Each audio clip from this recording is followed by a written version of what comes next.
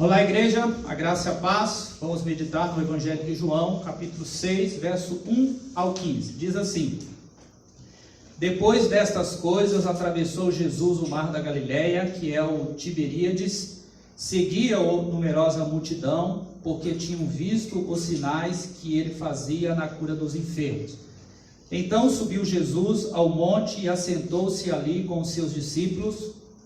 Ora, a Páscoa, festa dos judeus, estava próxima. Então Jesus, erguendo os olhos e vendo que grande multidão vinha ter com ele, disse a Filipe: Onde compraremos pães para lhes dar a comer?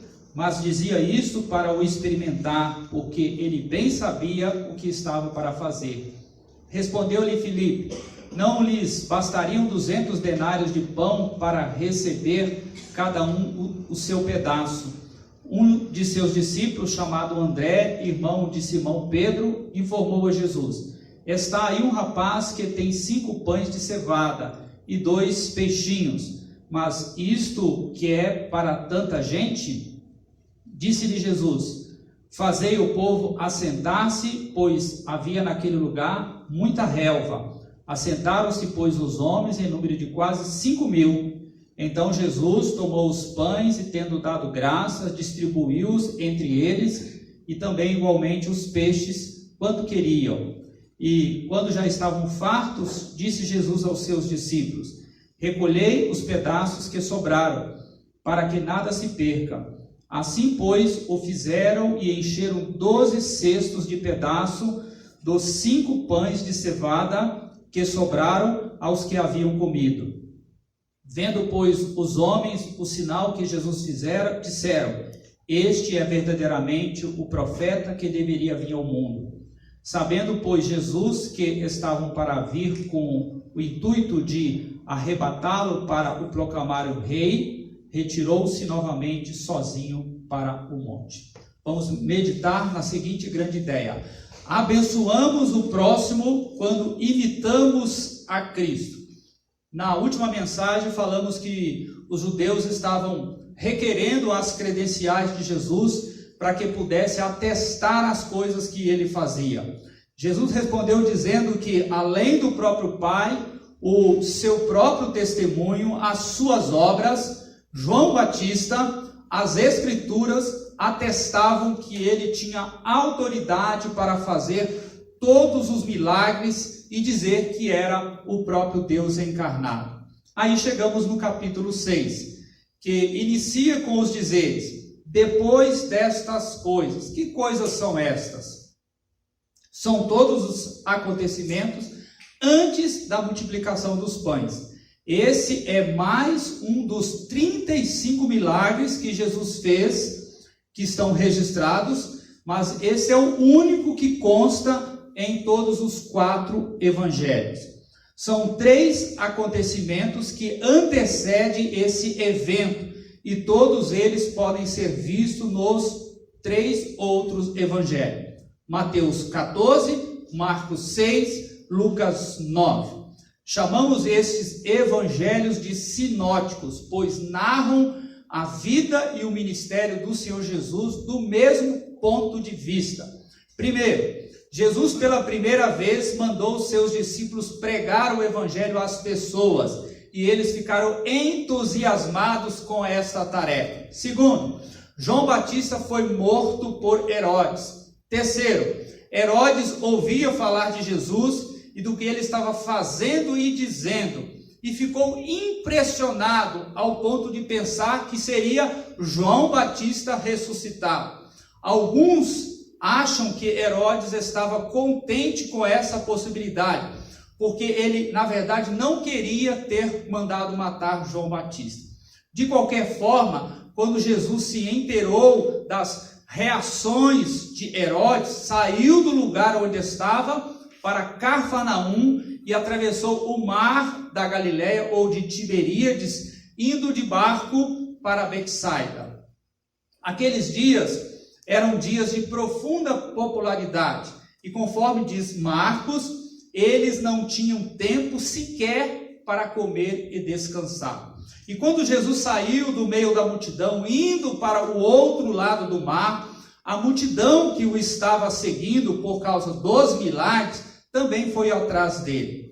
Lucas nos diz que a multidão, ao saberem para onde ele foi, seguiram-no. Eles percorreram uma distância, vejam bem, irmãos, de cerca de 8 quilômetros para ouvirem o Senhor Jesus. Vergonha para muitos crentes dos dias atuais, que reclama do frio, reclama do horário, reclama de tudo com a oportunidade de ir na casa do Senhor, adorar o Senhor. Então, dessa maneira, podemos imaginar como era a vida de Jesus, dos seus discípulos naqueles dias. No verso 5, Jesus, ao subir ao monte, diz: levantando os olhos e vendo uma grande multidão, percebeu a necessidade de alimentá-las fisicamente. Tudo indica que a multidão fosse de mais ou menos umas 10 mil pessoas, sendo que os outros evangelistas dizem que eram 5 mil também. Mas 5 mil do sexo masculino, mas havia mulheres e crianças também, todos querendo ver e tocar em Jesus. Era naquele momento um calor tremendo, um empurra-empurra, fora as dificuldades de locomoção que existia. Mesmo assim, o Senhor mostra o seu objetivo de vida, a sua missão, porque ele passou por este mundo. Nesse sentido, queremos meditar sobre 3 características da vida de Cristo, que ele abençoou aquela multidão. A primeira característica está aí: compadecer. Ele se compadeceu delas. Quando Jesus pegou aquele barco e atravessou o mar, ele buscava um tempo de privacidade e descanso. Mas aquele povo não tinha limites. Aquelas milhares de pessoas vão ao encontro de Jesus porque estavam sedentas. A palavra de Deus nos diz que Jesus olha para a multidão e os vê como ovelhas sem pastor.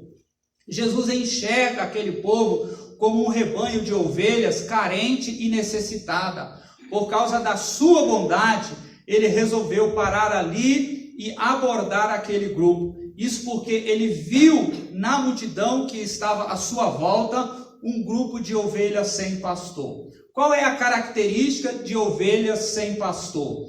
Ovelhas precisam de liderança, precisam de pastoreio, precisam saber onde ir. E Jesus, olhando para o povo, ele percebeu que elas não sabiam para onde elas deveriam ir. A ovelha, ela é um animal de tal maneira dependente que até pode, dependendo da maneira em que se deitar, tombar e não conseguir mais se levantar do chão.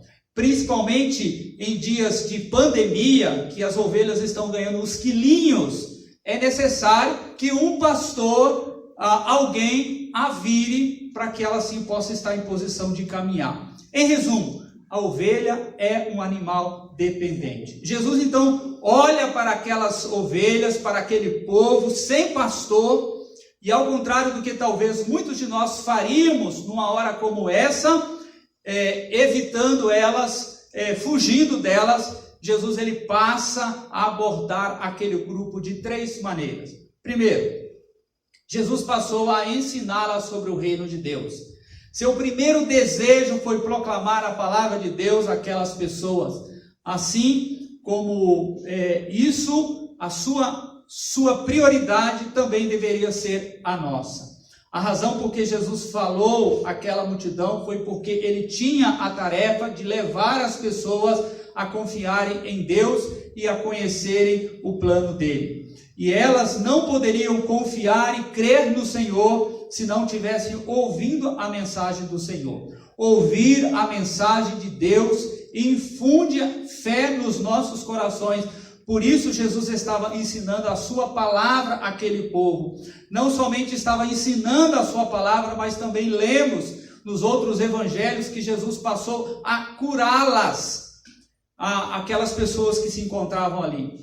Haviam ali diversos doentes, inclusive muitos deles o estavam procurando só porque queriam ou porque ouviram falar que ele curava enfermos. Alguns deles tinham visto as curas de Jesus, Por isso, quando esse povo chegou a Jesus, com as suas tribulações, as suas angústias, ele os recebeu e cura todos que o buscaram.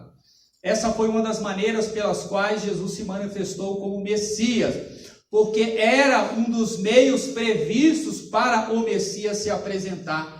O Messias faria certas coisas que nunca foram feitas antes.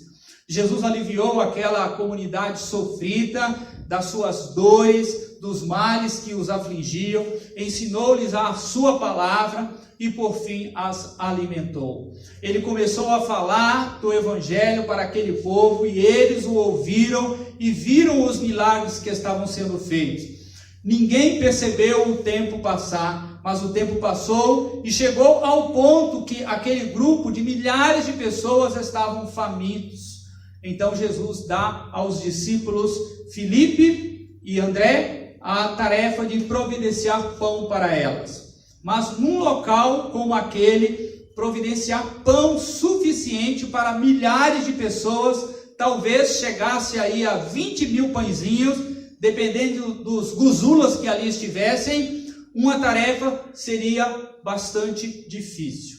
Jesus vai de encontro à necessidade daquela multidão por causa da sua bondade. Tudo que ele fez por causa da sua bondade foi para satisfazer a necessidade momentânea daquelas pessoas. Parar para encontrar com aquele povo que não lhe dava folga era bondade do Senhor Jesus. Continuar atendendo aquelas pessoas que ainda o procuravam era bondade do Senhor Jesus. Procurar ensiná-los, sendo que muitos nem estavam interessados no ensino, só queriam ver ou ser curados, era bondade do Senhor Jesus. Curar e multiplicar pães para saciar aquelas pessoas que poderiam ser simplesmente mandadas para suas casas, era bondade do Senhor Jesus. Por isso que essa é uma das características do Senhor Jesus. Estamos falando sobre 3 características da vida de Cristo. A segunda, provar. Jesus provou seus discípulos. Note o verso 5. Jesus disse a Filipe o seguinte: onde compraremos pão para esse povo comer? Imagine o Senhor do universo, o Criador de todas as coisas, que domina sobre tudo, estar ao seu lado e numa situação crítica de desespero, lhe perguntar: o que vamos fazer? O que você responderia? Ficou sem resposta? Foi o que Filipe fez. No verso 7, nós vemos na sequência ele dizendo assim: Senhor, 200 denários não compraria pão suficiente para que cada um recebesse um pedaço. Na matemática de Filipe, era necessário que alguém trabalhasse 8 meses para receber 200 denários. Ganhava-se 1 denário ao dia de trabalho. E talvez nem desse para satisfazer toda aquela multidão. Então, por que o Senhor fez essa pergunta a Filipe? Talvez porque Filipe fosse morador daquela região e conhecesse as padarias, as lojinhas, os supermercados, onde haveria de comprar pão? Não. Olha o verso 6. Fez essa pergunta apenas para pô-lo à prova, ou experimentar, pois já tinha em mente o que ia fazer. Jesus conhecia a situação, sabia o que deveria e iria fazer, mas não perdeu a oportunidade de ensinar Filipe. Filipe aprendeu algo que de outra forma não aprenderia. Jesus sabia de tudo, mas não perdeu a oportunidade, como ainda não perde, de nos colocar em situações que nós não gostamos de passar. Jesus nos faz esse tipo de pergunta, pois tem uma lição a nos dar e a nos ensinar. Isso é simplesmente parte da pedagogia da estratégia divina. Podemos vê-la no Velho Testamento e no Novo Testamento. Por exemplo, Deuteronômio 8, verso 2 e verso 3. Recordar-te-ás de todo o caminho pelo qual o Senhor teu Deus te guiou pelo deserto, estes 40 anos para te humilhar, para te provar, para saber o que estava no teu coração, se guardarias ou não os seus mandamentos. Ele te humilhou e te deixou ter fome, te sustentou com o maná, que não conhecias, nem teus pais conheciam, para te dar a entender que não só de pão viverá o homem, mas de toda a palavra que procede da boca do Senhor viverá o homem. Note que no uso desse método pedagógico, Deus colocou o povo no deserto por 40 anos. 40 anos. Não seria muito tempo esse, nosso ponto de vista?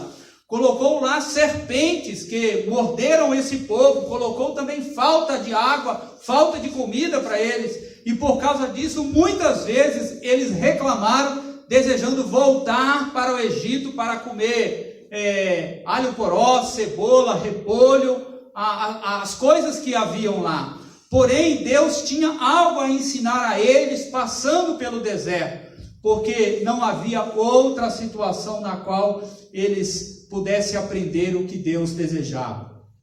No Novo Testamento, lá no início do livro de Atos, Atos 1:8, Deus dá o recado para a igreja, uma ordem para a igreja: vai e prega o evangelho em Jerusalém, Judeia, Samaria e até os confins da terra. Mas o que aconteceu com aqueles crentes daquela igreja? O que aconteceu? Eles ficaram restritos a Jerusalém, eles foram desobedientes, eles não cumpriram o propósito missionário que Deus havia dado à sua igreja.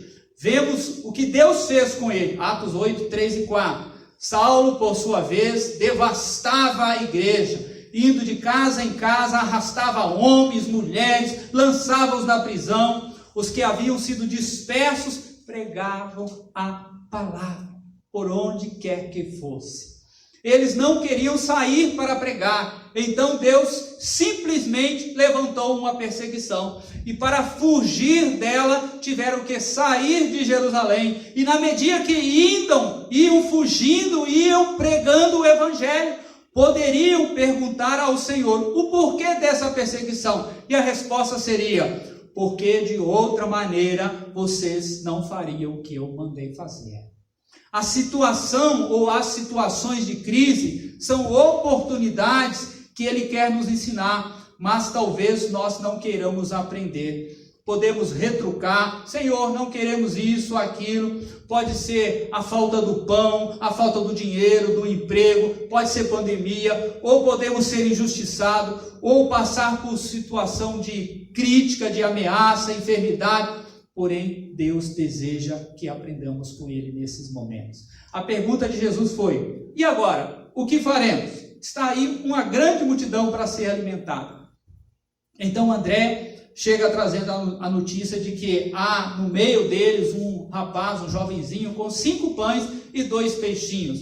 Mas o que era só isso para toda aquela multidão parecia até uma sugestão inadequada.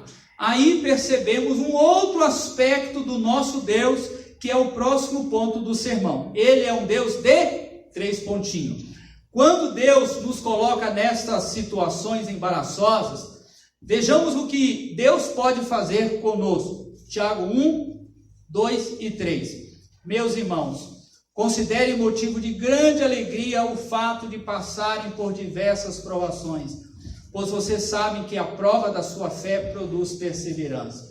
Devemos nos alegrar em passar por provações, mas muitas vezes o que achamos é que está demorando muito a passar.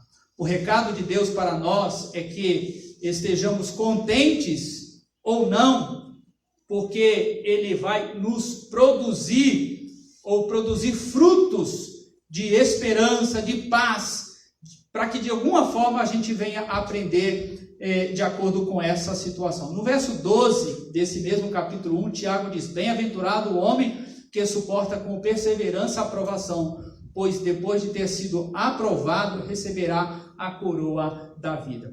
Espero que Deus nunca desista de nos provar, porque isso é inerente ao relacionamento de pai e filho. O pai corrige e disciplina a todo quanto ama. Deus, na sua bondade, quer nos fazer perceber que temos algo mais para aprendermos. Estamos falando sobre 3 características da vida de Cristo. Terceira, poder. Ao ver aquela situação de falta de alimento, Filipe pensou exclusivamente com a sua mente humana. Vão ser necessários 200 denários para alimentar milhares de pessoas, mestre. Um pagão pensaria dessa forma. O texto não diz nada sobre André possuir fé ou não. Ele simplesmente constata que havia um rapaz com 5 pães de cevada, o pão mais simples, mais barato da época naquela região. E aquela região era conhecida por ser produtora de trigo, mas os pobres comiam pão de cevada. O rapaz tinha também 2 peixinhos. Tratava-se de um peixe pequeno. Se fosse lá em Minas, eu diria que era o mandi, um lambarizinho. Um peixe salgado, que era misturado com o pão e lhe dava algum tipo de sabor para alimentar. O rapaz dá então os pães e os peixes para Jesus. O Senhor os toma, ora. Por ser ali uma região de pesca, eles possuíam alguns cestos grandes de recolher peixes. O Senhor então começa a repartir aqueles pães e aqueles peixes, mas à medida que as pessoas pegam, aquilo se multiplica, não falta alimento, irmãos. João 6,11 diz, eles comeram o quanto queriam, e no 12 acrescenta, eles estavam fartos. Filipe podia estar angustiado diante daquela situação de estresse. Por outro lado, era uma oportunidade dele ver o poder de Deus agindo. Deus nos coloca em situações difíceis para aprendermos que quanto mais difícil ela é, maior será o poder dispensado por Ele para resolvê-la. E é por isso que esse Deus de bondade nos coloca em momento onde dizemos, está doendo, Senhor, eu não aguento mais, Senhor, estou cansado, Senhor. Ele não vai parar enquanto não tiver a certeza que ensinou-nos tudo. Quando passamos a prova dos desafios de Deus, dos seus suprimentos para as nossas necessidades, seu consolo, seu encorajamento, ficamos realizados, ficamos satisfeitos, temos a paz de Deus em nossos corações. Então não interessa nossos limites, nossas faltas e as nossas carências. Se chegarmos com isso diante de Deus, vamos provar que Ele é um Deus que nos leva a comermos o necessário e ficarmos fartos, satisfeitos. Isso porque o nosso Deus é um Deus de poder. No início, eu citei a grande ideia, dizendo, abençoamos o próximo quando imitamos a Cristo. Abençoamos porque Jesus é o Deus que supre e dá vida em abundância. No verso 12 e verso 13, encontramos uma mensagem de Jesus em relação aos pedaços de pães que sobraram. Naquela cultura havia o pensamento de que o desperdício de alimento era uma afronta a quem o dava, ou seja, no caso aqui, ao próprio Deus. Também consideravam uma afronta aos pobres. Jesus age da mesma forma, manda que recolham o que sobrou, ensinando com isso, eu tenho multiplicado, sou capaz de dar em abundância, mas não tratem com pouco caso a bênção que eu estou lhe dando. Guardem o excedente. Deus supriu naquela situação a ponto de sobrar, mas podemos correr um risco.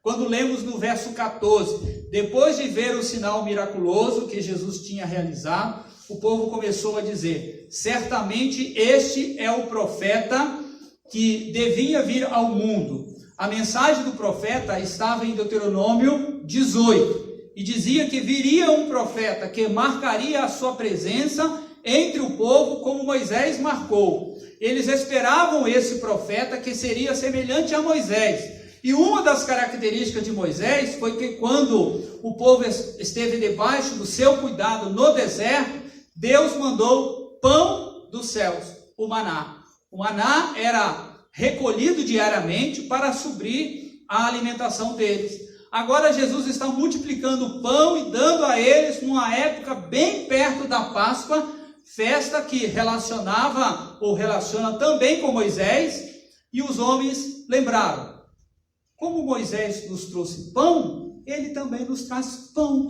Ou seja, ele é como Moisés. Então, irmãos, cuidado com as comparações. Você verá por quê. No verso 15, Jesus, sabendo que pretendiam vir a proclamá-lo rei à força, retirou-se novamente sozinho para o monte. Jesus viu que aqueles homens tinham percebido que ele era profeta e que eles poderiam fazer dele um rei. Vendo que Jesus tinha poder, podia curar, dar comida, queriam fazer dele algo que ele mesmo não desejava. É muito fácil olharmos para um Deus que multiplica os pães, abastece o povo dele com abundância, desejando que ele faça coisas que em nossa mente imaginamos que ele pode fazer. Ou seja, por causa do que eles viram, quiseram de Jesus mais do que ele queria lhes dar. E às vezes fazemos exatamente o mesmo com o nosso Deus. Eu não tenho dúvidas de que Deus deseja nos dar vida abundante, mas isso não quer dizer que ele deva nos livrar de passarmos por algumas necessidades. Paulo disse lá em Filipenses 4, verso 12: sei o que é passar necessidade e sei o que é ter fartura. Aprendi o segredo de viver contente em toda e qualquer situação, seja bem alimentado, seja com fome, tendo muito ou passando necessidade. O que Jesus fez então? O Senhor recusou e fugiu dali quando o povo quis fazer dele o que não deveria ser naquele momento. Não somente nós que determinamos, não somos nós que determinamos o que Deus vai fazer em nossa vida, mas Ele mesmo. Ele nos sujeita a experiências desconfortáveis para conhecermos mais dele. Esse é o nosso Deus, o Deus que nos coloca, como fez Filipe, em situações onde podemos nos sentir perplexos, ameaçados e em dúvida, mas é nessa situação que Deus quer expressar, além da sua bondade, o seu poder. Que Deus vos abençoe em Cristo Jesus. Amém.